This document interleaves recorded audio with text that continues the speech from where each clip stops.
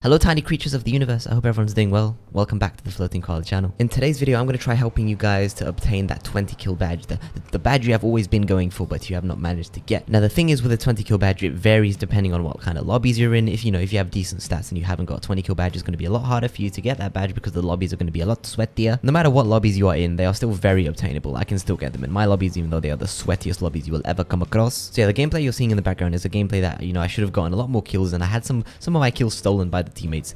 Which is, yeah, not fun. And final thing before we get started, guys, is I am doing a giveaway on Twitter at 5,000 followers. So get me to 5,000 followers on Twitter and I will announce the winners of the giveaway. And the way you enter this giveaway is go to my Twitter, find the tweet that literally says giveaway, and all you gotta do is follow me and like it, and that's it. The first thing I want to talk to you guys about is the loadouts. Now, usually I would tell you to run 2R99s, but no, I have recently figured out that the Mastiff is absolutely insane. Usually I never pick it up because whenever I pick it up, it hits for 13, but I picked it up the other day and oh my lord, it is insane. It is very nice, very good weapon. 10 out of 10 stars, 5-star Uber. And the reason why the Mastiff is so good to get these high kill games is because you're going to be landing you're mainly going to be landing at Capital City. Now, you know the zipline building where I landed in this video right here where I first landed? This is where you're going to be landing. Mainly because a lot of people land here, and although you are going to 50-50 your chance of survival, if you do manage to land on a weapon and a body shield, you go and sweep that building like it's a cockroach on the floor. And the key to getting high kill games, guys, is to get early kills as quickly as possible. And you're not going to be doing this if you land somewhere quiet and loot up and then go push. That's not a good thing you should do. You should literally land where everyone else lands and get lucky. Most of the time you're going to get clapped, but keep doing it and eventually you'll get that game where you pick up a shield and a gun at the same time and you'll be able to kill everyone in the building. But yeah, starting off with the 3 loadouts that I would highly recommend you use to get these high kill games is a Prowler.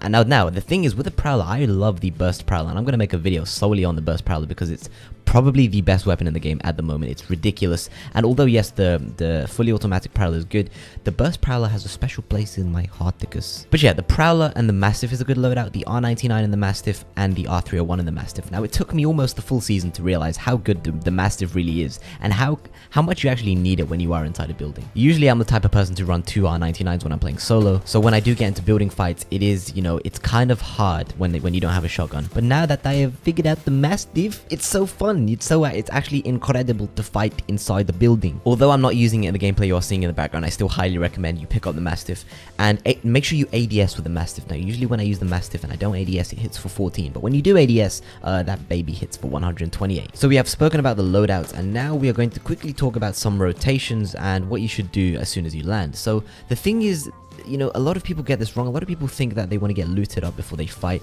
but that's not the case. You really don't want to do that. Like I said previously, you really do want to land where the majority of people are going to land, so hopefully you can get in an instant fight.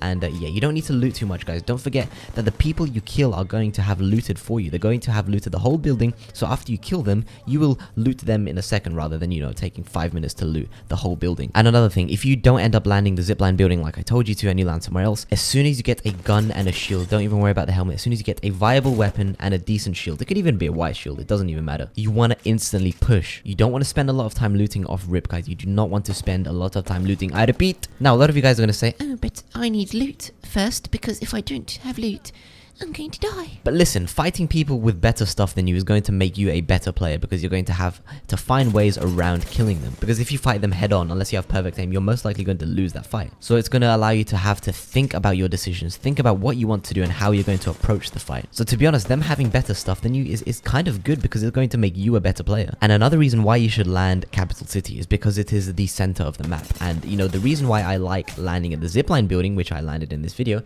is because it is the center of the map. So all the people in Capital City, after they have looted up, they are going to come to you. They are going to try fighting you, and this is when, this is the best time for you to get kills. Also the best time for you to die, because you will get third partied, so you need to be prepared for the third party. As soon as you finish a fight, get a shield and make sure you're maintaining your high ground, guys. Make sure if you're on the zipline building, always maintain your high ground. It is the easiest place to hold. Now the thing is, if you're getting pushed by 10 people at the same time and they're all trying to maintain that high ground themselves and they're trying to get to the top floor, it's okay to play low ground. It's okay. great. But make sure you're staying close to the zipline, because like I said, it's pretty, although you can't do the zipline hop thing anymore, it's still pretty hard to shoot someone when they're like jumping on a zipline and off it. So yeah, use that zipline as an escape and a way to juke your enemies. And let me convince some of you into not doing something which I think is quite bad for the game. Do not get someone to boost your account for you. Do not do that. You may be desperate for the 4K badge, you may be desperate for the 20 bomb badge, but use that as motivation to get it yourself instead of paying someone else to do it and then claiming that you got it legit and that you're good at the game. Because once you see those badges on your account, you're gonna just feel unfulfilled, because like that you didn't get them. They're not your badges, although you have them, you didn't get them. So and if you don't have the skill to get them, you really don't deserve to have those badges. But here's the thing, I don't have a problem with anyone who boosts badges, okay? They make their money however they can. But if you are using the gameplay that you got from the boosted accounts, it's basically like you playing on a Smurf account and saying that you're getting 20 bombs and 4K badges legitly, which you're really not. Because if you're used to playing in really hard lobbies, and then you know someone gives you their account to boost a 4K and 20 bomb badge, their account, obviously the reason they want that 4K 20 is because they're not good enough to get it. So their lobbies are going to be so much easier. And the fact that some YouTubers are using that gameplay to like clickbait their videos into saying that they get 4K 20s every day and they're the best players on Apex, it's just not true. I'm sorry. Now a lot of people smurf on Apex Legends, and it's something that is pretty frowned upon. You know, I did it like once or twice back in the day. I have a video on it, and the lobbies are just ridiculously easy, and I can see why it discourages new people from playing the game. So isn't account boosting basically smurfing just on someone else's account? Now, you know, I'm not trying to hate, I'm just trying to figure out what the majority of people think about account boosting and stuff like that. So please let me know down in the description, down in the comments below, of what you guys think about account boosting. I know most of the opinions on smurfing are kind of negative because, you know, it discourages new players.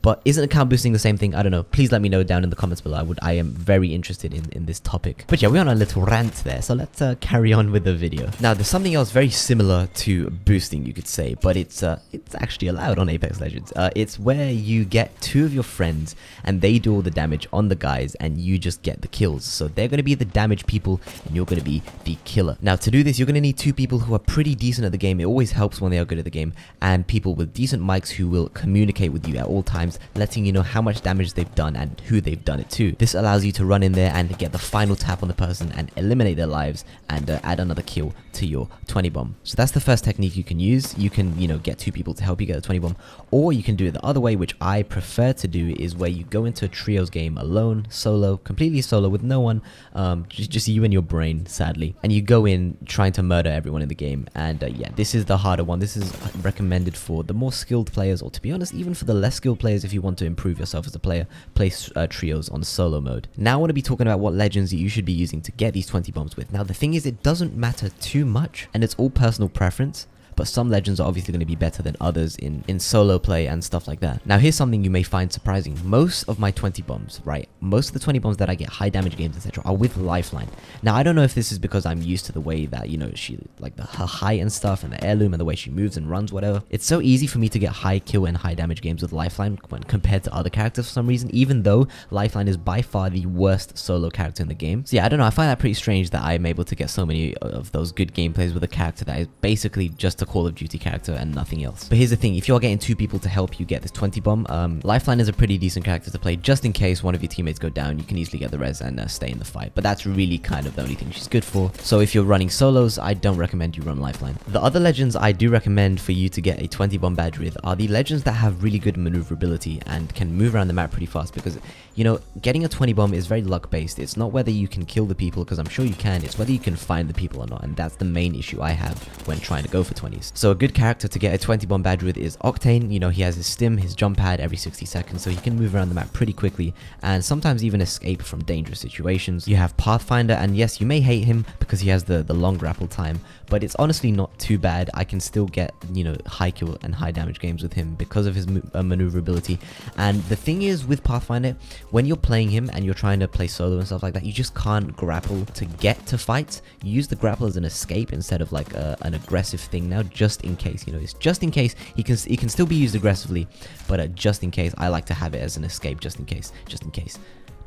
And obviously the last character I would recommend for you to be playing if you're trying to solo it, again, is Wraith. She's a pretty good character, and although her tactical ability takes a lot longer than it did before, it's still pretty useful, and the fact that she has that speed boost means she can get away from fights pretty quickly. And one of the final tips I want to give you is when, you know, for example, say you have 15 kills at the end of the game and there's 3 squads left and one squad dies, and you know, not every squad is a full squad. If you down 2 people on a team and there's still a respawn left, back out of that fight. So down 2 people, let the last one get the banner and get the res, so you get some extra kills. And sometimes you can even do this more than once to farm your kills like absolute mushrooms on a field. Do mushrooms grow on trees or fields? I'm pretty sure they grow on trees.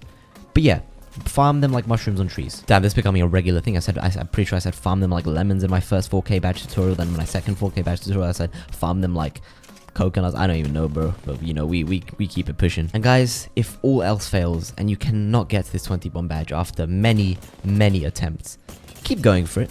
But if you are a giver-upper, okay, if you don't think you're gonna get it, make a Smurf account, okay, make a whole new account.